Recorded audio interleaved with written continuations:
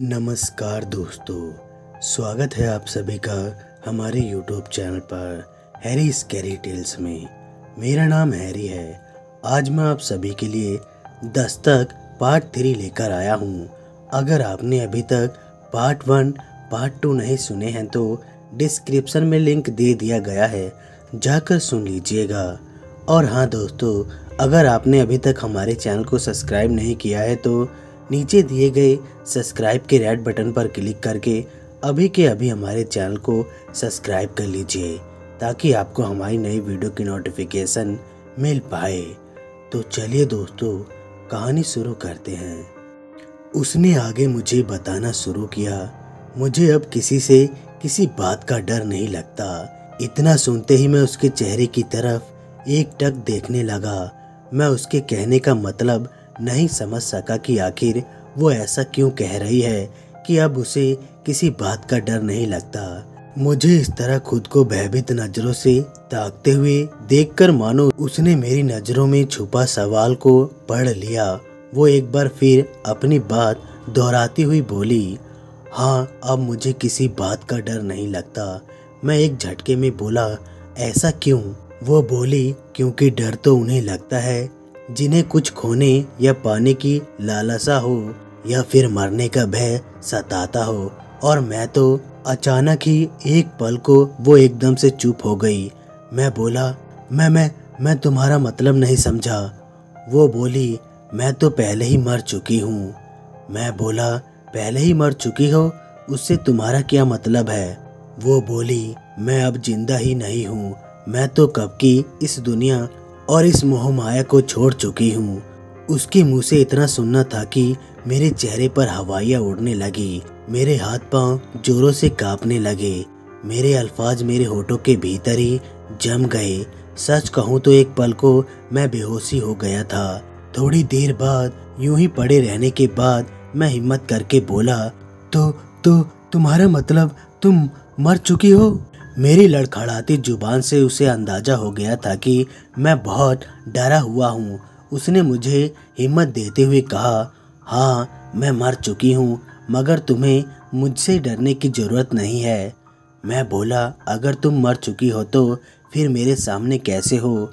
मुझसे तुम क्या चाहती हो? वो बोली, तुम्हारे सामने मेरा शरीर नहीं बल्कि मेरी आत्मा है। उसके मुंह से इतना सुनना था कि मेरे मुंह से एक चीख सी निकल पड़ी, आत्मा?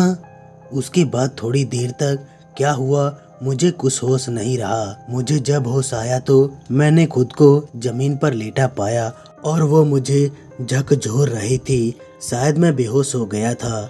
उसने फिर हिम्मत बढ़ाते हुए मुझसे कहा, ओम, तुम बेवजह ही डर रहे हो मुझसे।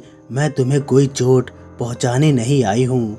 उसकी बात सुनकर मेरे मन को थोड़ी सी राहत तो मिली, मगर मन के अंदर डर बरकरार रहा। आखिर आत्मा तो आत्मा थी, कब बिगड़कर विकराल रूप ले ले पता नहीं। अभी तक मुझे ये भी तो नहीं मालूम हुआ था कि वो मुझसे चाहती क्या थी। मैं उससे बोला, आखिर ये सब क्या माजरा है? तुम यहाँ क्यों आई हो और इस तरह मेरा पीछा क्यों कर रही हो? मुझे इस तरह वीराने में लाने का क्या मतलब है? आखिर तुम्हारी मौत कैसे हुई? उसने बताना शुरू किया। मेरी माँ के मरने के बाद मैंने अपना मकान बेच दिया और किराए के मकान में रहने लगी। वैसे भी मुझे अपने पुराने मकान में बहुत डर लगने लगा था। मैं उसी मकान में रहती थी जिसमें अभी आप रह रहे हो। कुछ दिन ऐसे ही बीतते रहे। एक रात अचानक ऐसा लगा जैसे कोई मुझे बुला रहा हो। मैं झटके से बिस्तर से उठी और दरवाजे की तरफ बढ़ी ही थी कि मेरे पैर चादर में फंस गया और मैं जमीन पर गिर पड़ी। मैं उस दिन ऐसी गिरी कि फिर कभी नहीं उठी। मेरा सर जमीन के पक्के फर्श से टकराकर फूट गया और बहुत ज्यादा खून निकलने से मेरी मौत हो गई। सुबह कमरे के बाहर जमा खून को देखकर किसी ने पुलिस को सूचना दी। जब तक पुलिस और डॉक्टर आए तब तक मेरा खेल खत्म हो चुका था। पुलिस वाले मेरे शरीर को अपने साथ ले गए, मगर ना जाने क्यों मेरी आत्मा यही इसी कमरे में ही रह गई।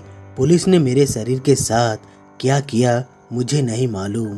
तब से मैं यही कमरे के आसपास रहती हूँ। आपसे पहले कई किराएदार यहाँ रहने आए, मगर मेरी मौत का किस्सा सुनते ही कुछ ही दिन में मकान खाली करके चले गए। आप अभी तक यहाँ रुके हैं, इसके दो मतलब हैं। पहला ये तो आपको अभी तक ये कहानी मालूम नहीं, और दूसरा ये कि आप बहुत हिम्मती हैं और सब जानने के बावजूद आप यहाँ पर रह रहे हैं। उसके मुंह से सारा सच सुनकर मैं एकदम से दंग रह गया। मैं मन में सोचने लगा, काश मुझे भी ये कहानी पहले ही मालूम हो गई होती तो आज ये दिन देखने को नहीं मिलता। मैं भी कब का ये मकान छोड़कर भाग गया होता। मुझे उसकी मौत पर बड़ा तरस भी आ रहा था। इन सब के बीच एक बात ये भी सच थी कि मैं इतने दिनों से यहाँ था, मगर मुझे किसी प्रकार की कोई तकलीफ कभी नहीं हुई थी। मगर 2 दिन पहले तक शायद वो अब से शुरू होने वाली थी।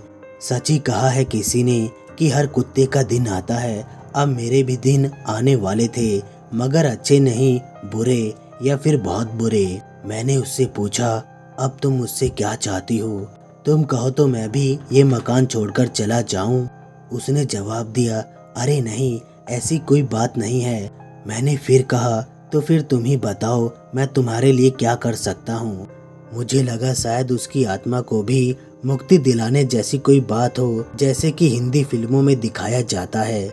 उसने जो बात आगे बताई वो और भी अचंभित भरी थी। उसने बताया हर पूनम को उस घर में रहने वाले की मौत हो जाती है। मैंने पूछा, ये तुम्हें कैसे मालूम? तुम ये बात इतने विश्वास से कैसे कह सकती हो? उसने बताया कि उसकी खुद की मौत भी पूनम की रात को ही हुई थी। उसकी मौत के बाद उस मकान में 2 और लोगों की मौत हो चुकी है। दोनों की मौत पूनम की रात ही हुई थी।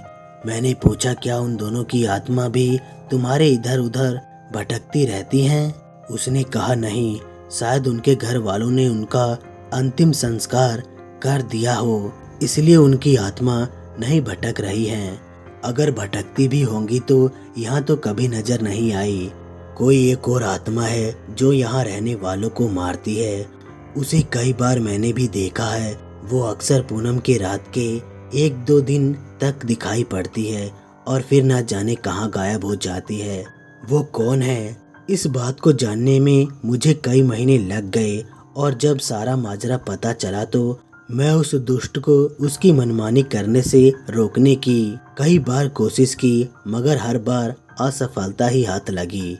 मैंने पूछा, वो दुष्ट है कौन और वो ऐसा क्यों कर रही है? मेरी बात सुनकर वो एक पल को मुझे एकटक देखने लगी। उसे इस तरह लखुत देखकर मुझे डर लगने लगा। वो बस मुझे निहारे जा रही थी और मेरी हालत पतली होते जा रही थी। उसने आगे मुझसे कहना शुरू किया, आपसे एक निवेदन करती हूँ, आप ये मकान छोड़कर कहीं और चले जाइए, वरना वो दुष्ट आपको भी मार डालेगा। मैंने पूछा, आखिर तुम ऐसा क्यों कह रही हो कि वो मुझे भी मार डालेगा? कौन है वो?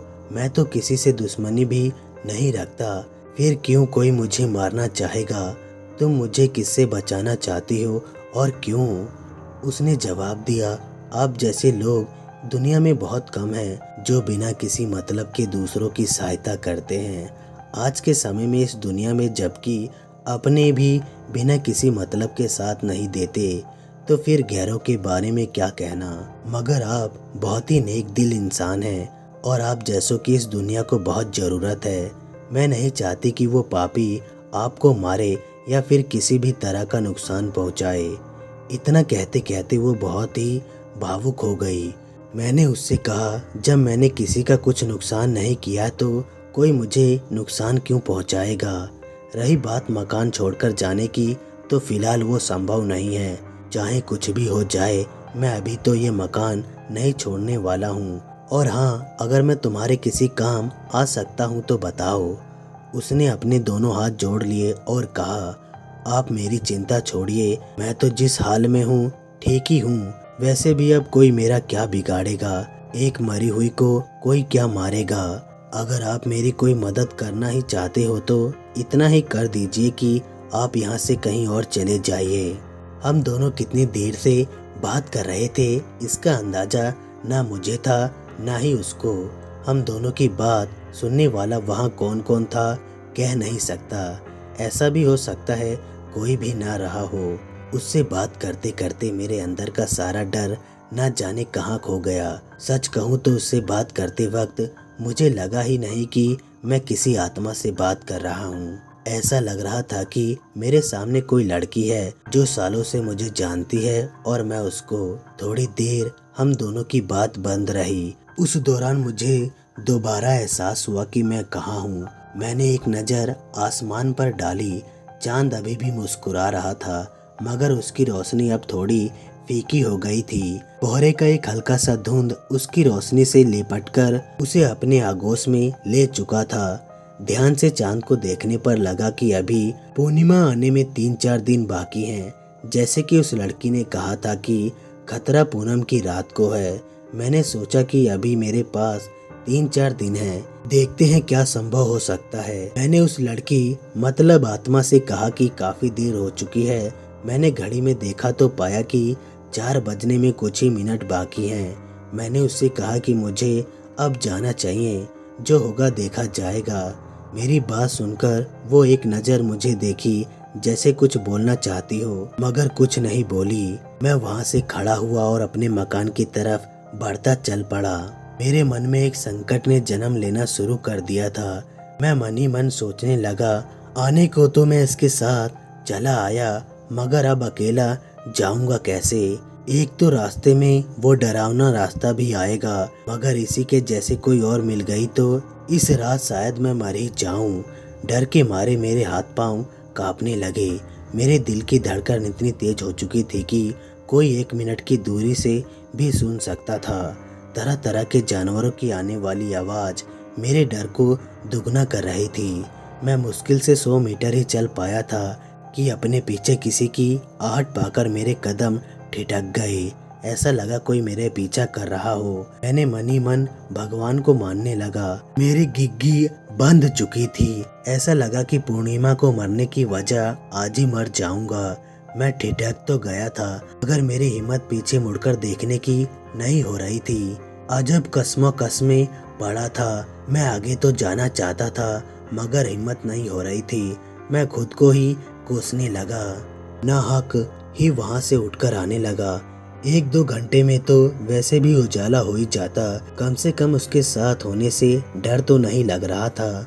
मैं इन्हीं ख्यालों में डूबा हुआ था कि अचानक पीछे से एक आवाज आई, ठहरो, अकेले कहाँ जा रहे हो, मैं भी आ रही हूँ। इतना सुनते ही मेरी हालत पतली हो गई। अब तो मेरे मन को विश्वास हो गया कि आज ही मेरी जीवन लीला समाप्त होने वाली है।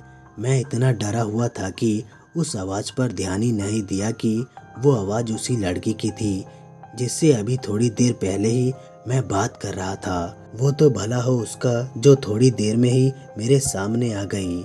उसे देखकर मेरी जान में जान आई। हालांकि वो भी एक आत्मा ही थी, मगर अब तक उसके बात और व्यवहार से मुझे इतना तो यकीन हो चुका था कि मुझे उससे कोई खतरा नहीं था। मैं अपने मन की भावनाओं को छुपाने की कोशिश करता हूँ। बोलो क्या हुआ, कुछ चाहिए क्या? वो बोली, चलो मैं भी तुम्हारे साथ चलती हूँ। उसकी बात सुनकर अंदर ही अंदर मैं बहुत खुश हुआ। आखिरकार मैं भी तो यही चाहता था, मगर मैं अपने दिल का हाल उसके सामने प्रकट नहीं करना चाहता था। लिहाजा उसने बोला, क्यों, तुम मेरे साथ क्यों चलना चाहती हो? मैं अकेला चला जाऊंगा। वैसे भी मुझे बहुत देर हो चुकी है। मैं किसी और बात में अपना और समय नहीं गंवाना चाहता हूँ। मैं उसके साथ न आने के लिए कहकर आगे बढ़ने लगा, लेकिन वो नहीं मानी और मेरे पीछे पीछे ही आने लगी। मैं जैसे ही कमरे पर पहुंचा, मैंने पीछे मुड़कर देखा तो वो मुझे कहीं नहीं दिखी। मुझे समझ नहीं आया कि वास्तव में वो वहाँ नहीं थी या फिर वहाँ रहते हुए भी मुझे नजर नहीं आ रही थी। फिलहाल जो भी हो, मैं सीधा कमरे में पहुंचा। घड़ी पर नजर पड़ी तो देखा 4:30 बज रहे थे। मेरे पास अभी सोने के लिए कम से कम 3 घंटे थे। वैसे भी मुझे बहुत थकान महसूस हो रही थी। मैं बिना समय गवाए बेड पर लेट गया और थोड़ी ही देर में मुझे नींद भी लग गई। तो दोस्तों, कहानी अभी बाकी है। पार्ट 4 बहुत जल्दी आएगा। कहानी आप लोगों को कैसी लगी, लाइक और कमेंट करके जरूर बताएं। और साथ में हमारे चैनल को भी सब्सक्राइब कर लें। मिलते हैं अगली वीडियो में, तब तक के लिए धन्यवाद दोस्तों।